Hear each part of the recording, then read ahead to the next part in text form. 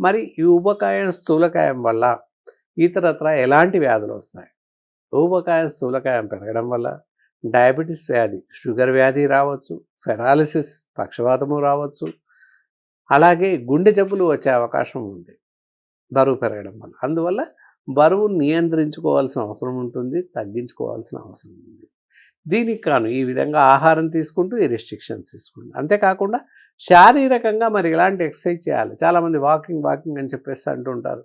ఎక్కడికో ఒక 4 కిలోమీటర్లు ఊరవతలకి కారులో వెళ్ళి అక్కడ తిరిగి వచ్చేస్తుంటారు. అది కాదు, జస్ట్ ఒక 15-20 మినిట్స్ ఇంటి వద్ద జాగా ఖాళీ స్పేస్ కారిడార్ ఉంటే చాలు.